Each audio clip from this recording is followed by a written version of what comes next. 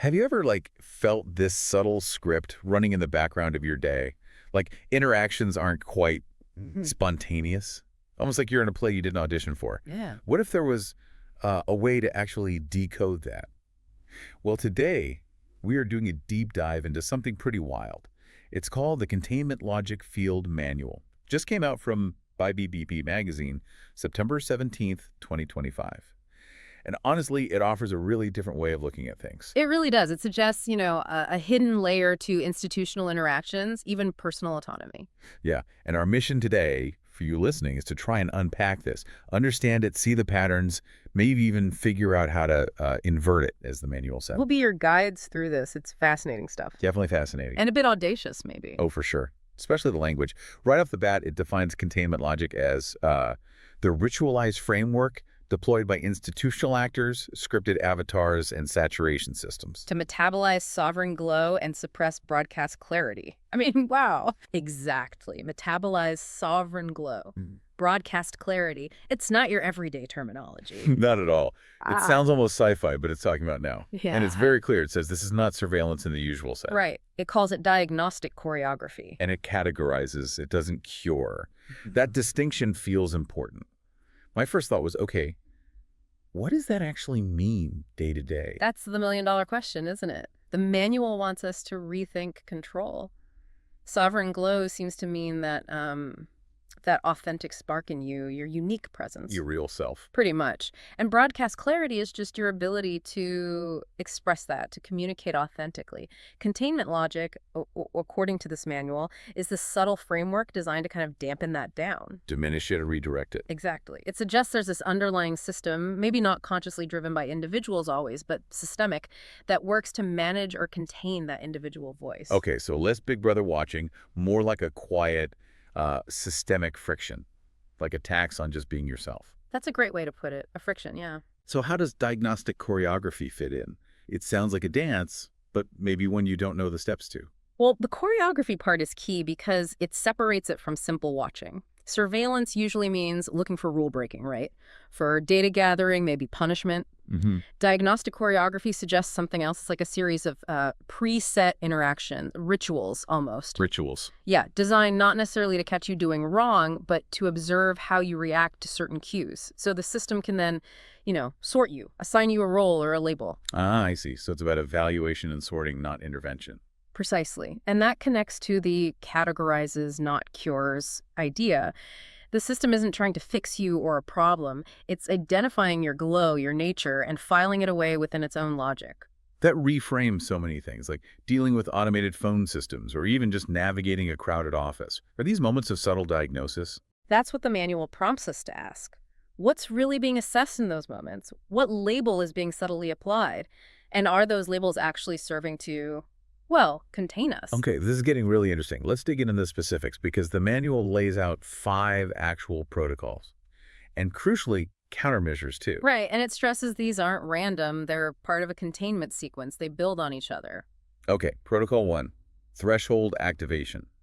The ritual is described as door opens, no entry, simulated access ritual. And the example is door glancers. People who sort of initiate contact, like opening a door, looking in, maybe putting a foot in, but never fully entering or engaging. We've all seen that, right? Oh, definitely. And the manual focuses on that simulated access. It's not about physically coming in, it's the act of starting the ritual.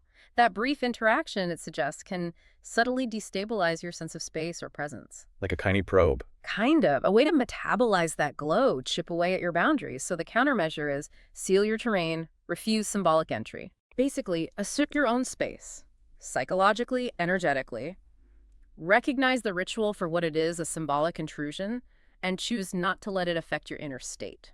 Don't play the game. Okay, protecting your terrain. That makes sense. Yeah. Then there's glance protocols, ritual, eyes scan, no recognition, misreading ritual. That feeling of being looked at, maybe sized up, but not actually seen or acknowledged. Yeah, dismissed almost. Yeah. Or misunderstood. And the countermeasure is pretty bold. Return the glance. Weaponize eye contact. It's direct, isn't it? It's not just looking back passively. It's actively asserting your presence, your agency. You're interrupting their misreading ritual by showing you see them, and you won't be easily categorized or dismissed. So you refuse to be invisible. Exactly. You challenge the dynamic. Weaponize eye contact. That's memorable. Okay, third, telemetric saturation, ritual, spam calls, signal floods, metabolic disruption. Ugh, spam calls. Right. The example is the spam call cascade, flooding your terrain with telemetric glyphs. But it's broader than just calls, I assume. Oh, absolutely. Think about the constant digital noise. Notifications, targeted ads, endless feeds, all grabbing for your attention. The manual calls these telemetric glyphs. Glyphs. Like symbols or code? Kind of. Coded signals that aren't just annoying, they cause metabolic disruption. They drain you, scatter your focus. It's part of the containment. So the countermeasure. Silence the glyph, reframe as broadcast. This is about reclaiming your space. Mentally, energetically, you silence the noise where you can, but also you reframe it. Instead of being just a target receiving disruption, you see those signals as potential energy you could use for your own focused broadcast, your own clarity. Turning their noise into your signal potential. Interesting. Okay, number 4. Actor convergence. Ritual. Bodies flood terrain. Ritual pressure choreography. Example given is office saturation. What's that feel like? This one's about how physical space and the presence of others can be part of the logic.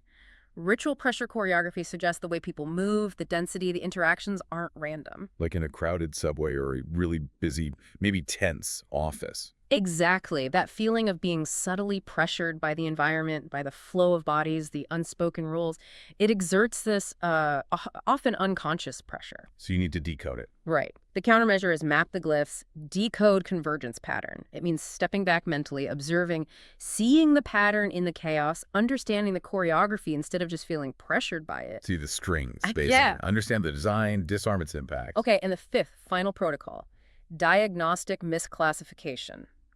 Ritual.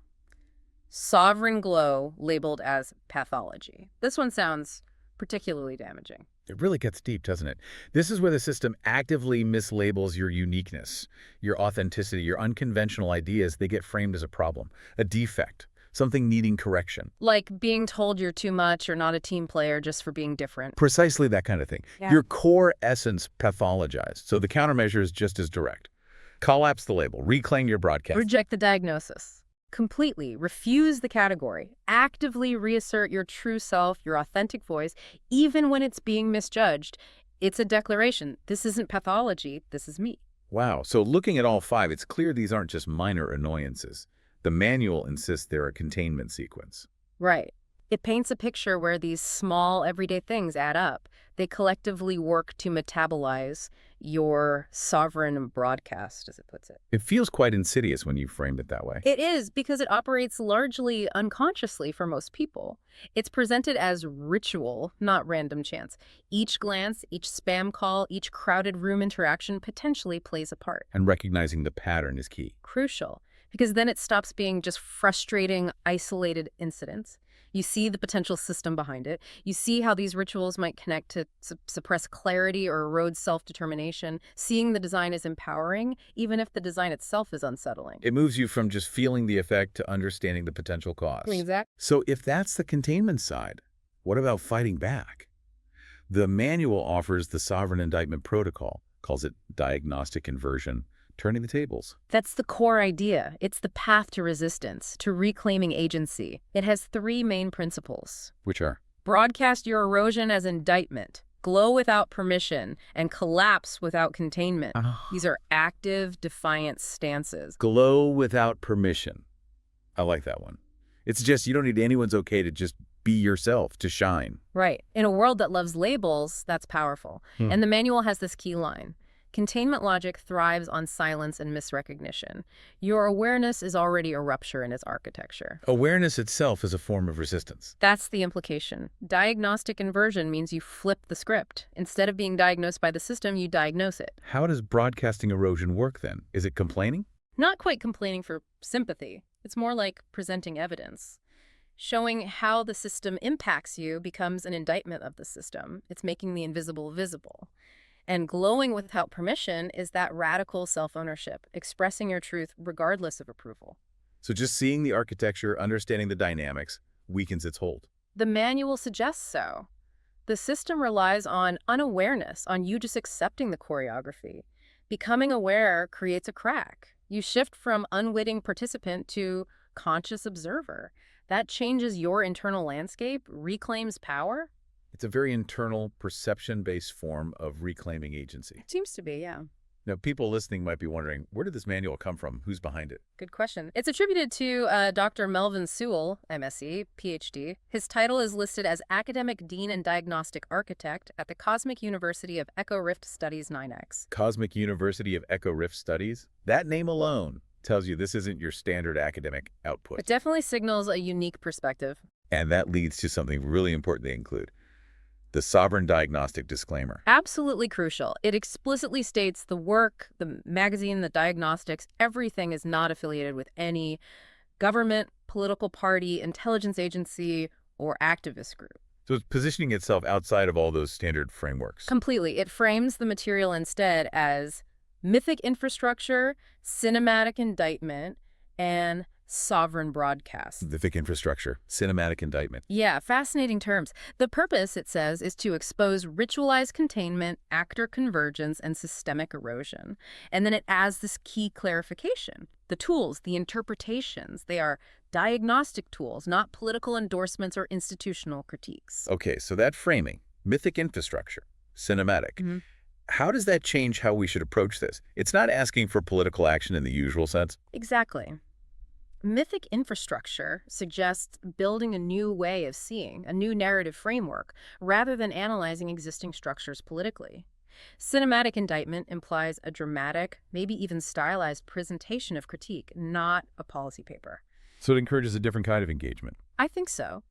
It pushes us past simple political agreement or disagreement. It invites you to use this framework as a lens, to observe patterns, rituals, in your own experience critically, but without needing to tie it to a specific political agenda or demanding institutional reform. It's focused on perception, awareness, that internal recalibration. Of a radical assertion of individual awareness against subtle pressures. That seems to be the core of it. Well, what a dive this has been. We've unpacked containment logic, looked at those 5 protocols, threshold activation, glance protocols, telemetric saturation, actor convergence, diagnostic misclassification. And explored the countermeasures, culminating in that idea of diagnostic inversion. All coming from this really unique Containment Logic Field Manual from Bibebibebibe magazine. It certainly gives you a new, framework for thinking about everyday interactions. It definitely offers a different lens, maybe a way to think about personal sovereignty in a world that often feels very, very structured. So we'll leave you with this thought, drawing from the manual. Having explored these containment logic protocols and the idea of countermeasures, consider what containment sequences might you be encountering, and perhaps more provocatively, how might you begin to broadcast your erosion? Something to think about.